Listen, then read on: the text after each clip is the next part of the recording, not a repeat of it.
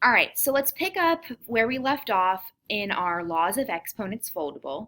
We have completed multiplying or the product rule, power to a power, and now we've moved on to dividing. So powers with the same base. All right, so when we have the same base and we are dealing with dividing, we're going to keep that base the same, and now we're going to subtract the exponents.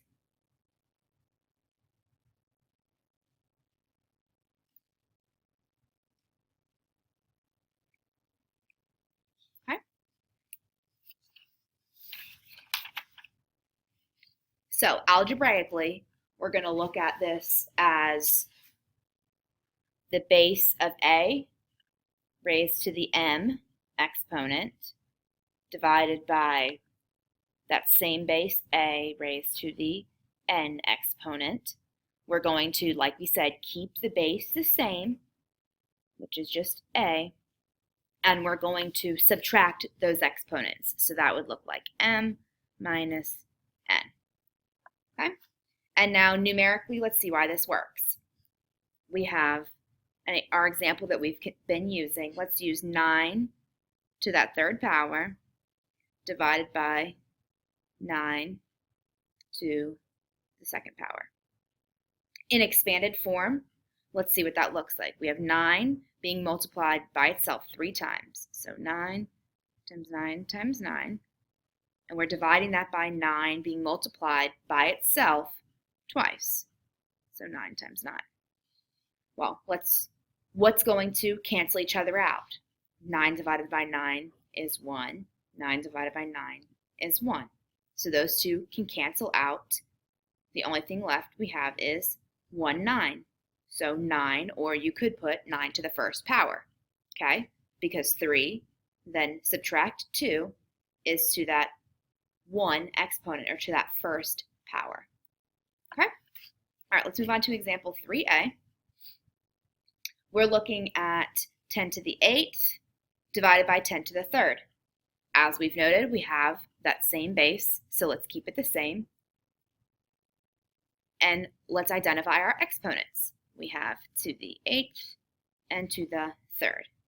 What's the rule when we're dividing with exponents? We're going to just subtract 8 minus 3. Subtracting those exponents, just 5.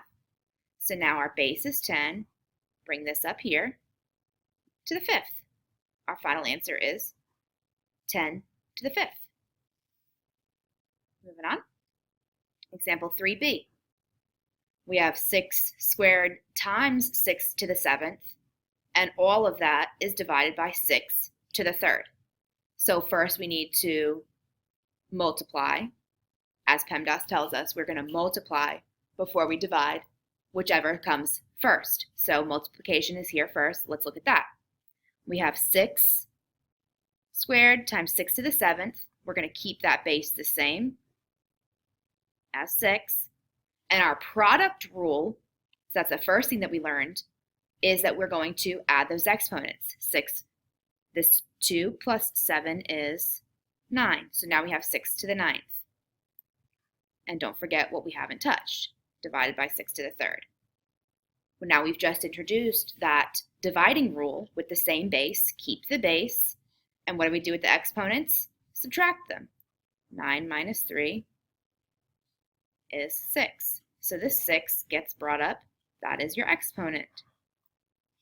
And your final answer. And the last example that we're going to do together. Okay? A little bit different, like we've said, because now we have coefficients and variables. All right?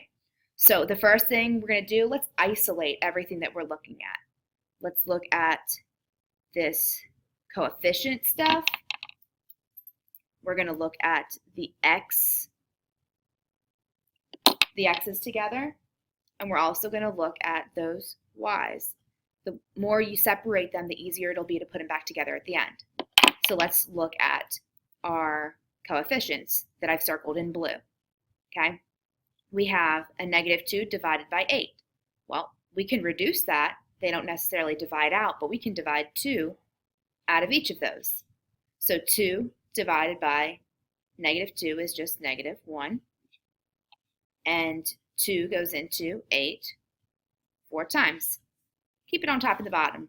Negative 2 over 8 reduces to negative 1/4. That's old stuff. We know that. Let's look at red, our x's. We have our x to the second and then to the third.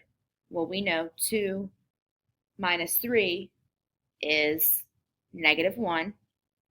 And because that's a negative, I'm just going to leave my x on the bottom. Since that bigger number's on the bottom, we're going to keep it down there. And we'll go into a little bit more of why with those negative exponents tomorrow. All right? And then the last is our y. We have an 8 and a 5. We have 8 minus 5, which is just 3. Well, that larger exponent is on the top, so let's keep that y on the top, and it is now to the third power. And that is your final answer. Now, the code word for today's lesson is Bojangles. So if you write Bojangles down in your planner for today's date and get it signed tonight, you will get extra credit tomorrow in class. Okay?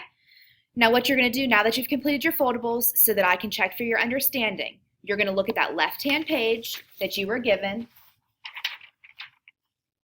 Okay? It looks like this. I want you to do numbers 1 and 4 in each section.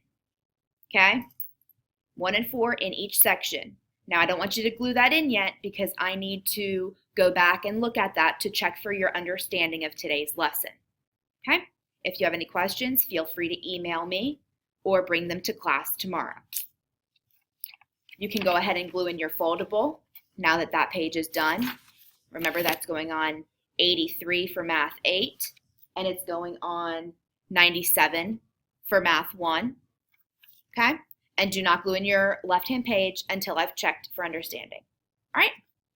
I hope this made sense. Again, email me if you have any questions.